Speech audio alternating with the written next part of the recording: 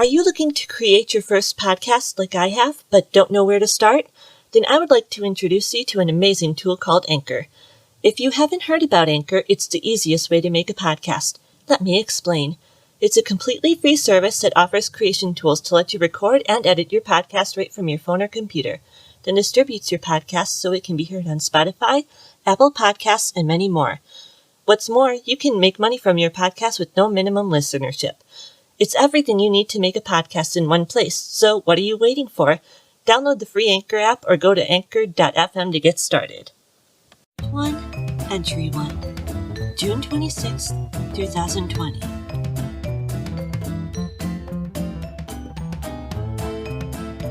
Hello all, and welcome to the very first page of the Book Nerd Diaries, the audio journey of a bookworm through a never-ending to-read list.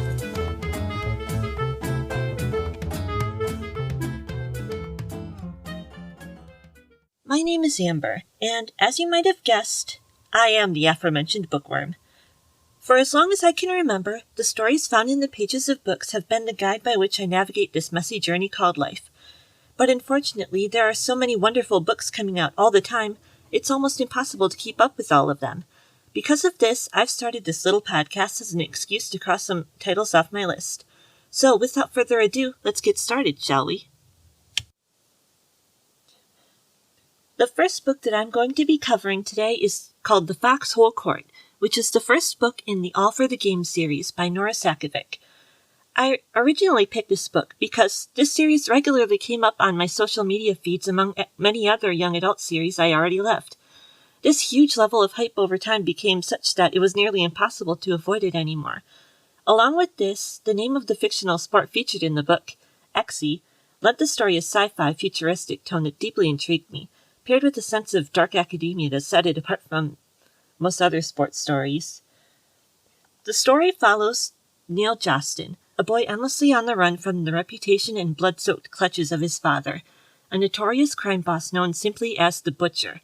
His life in hiding, however, is suddenly interrupted when he finds himself recruited to the ranks of the Palmetto State University Foxes, one of America's most famous college Exy teams. There he is forced to juggle college life, his team's vigorous training schedule and off-court issues, and the ever-present threat of his dangerous family past coming back to haunt him in the wake of his newfound fame. What surprised me about this book was how stark and grounded in the modern world this book is.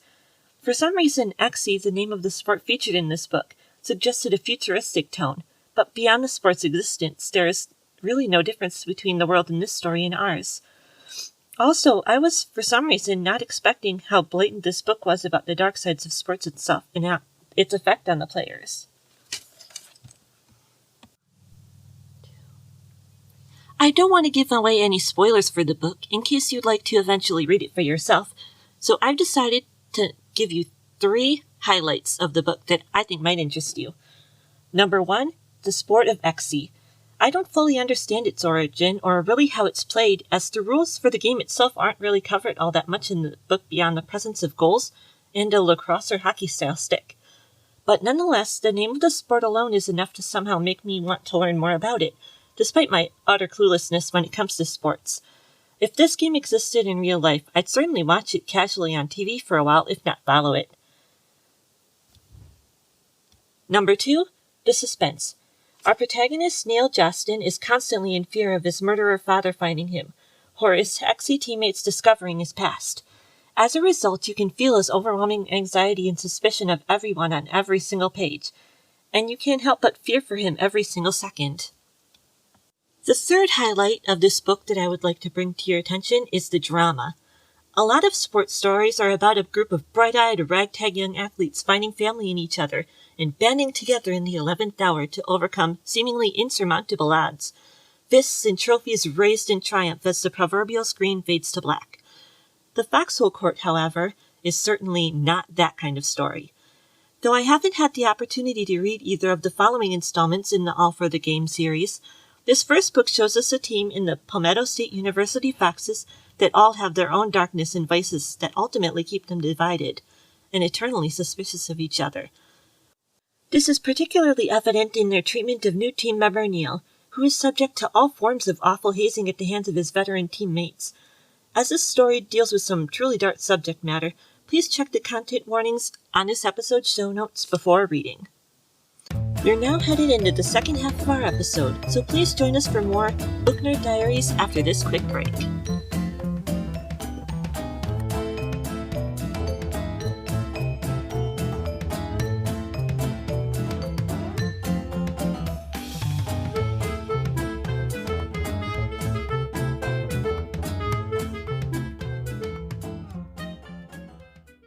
And we're back, everyone. Now that we've talked a bit about the book, I thought we'd go to a little segment called the Trivia Corner, where I give you a random trivia question about a topic that has to do with the book. Since sports deals so heavily in this book, I thought I'd give you a question not about Xe, but about football. Ready?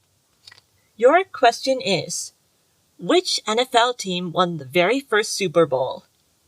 Was it A, the Green Bay Packers, B, the Kansas City Chiefs, or C, the New England Patriots? The answer is A, the Green Bay Packers. Though not officially called the Super Bowl until later, the game held on January 15, 1967 between the Green Bay Packers and the Kansas City Chiefs marked the first meeting of the AFC and NFC division.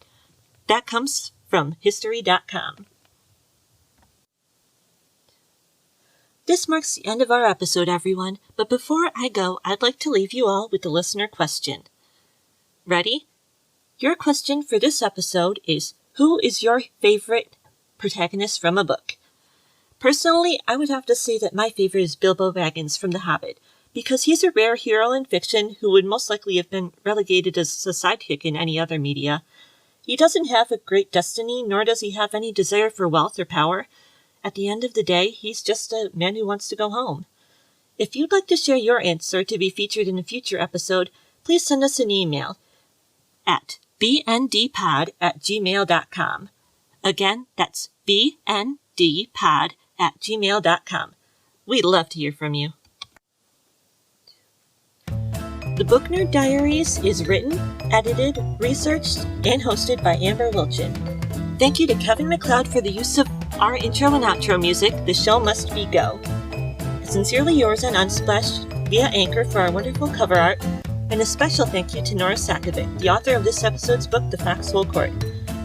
If you'd like, please subscribe to us on Spotify, iTunes, or wherever podcasts are found so you can find new episodes as they air. Please leave a review or comment when you can, or share this show with the book lovers in your life to help spread the word. Every little bit helps. If you'd like to connect with us online, please look for us on Twitter at bndpod, Facebook at Book Nerd Diaries, or email us at bndpod@gmail.com. Any comments, questions, or book suggestions you may have for us are always welcome. I'm going to be aiming to post new regular episodes every other week, but please keep an eye peeled on this feed next week for a special bonus. Until then, thank you so much for listening, everyone. It truly means a lot.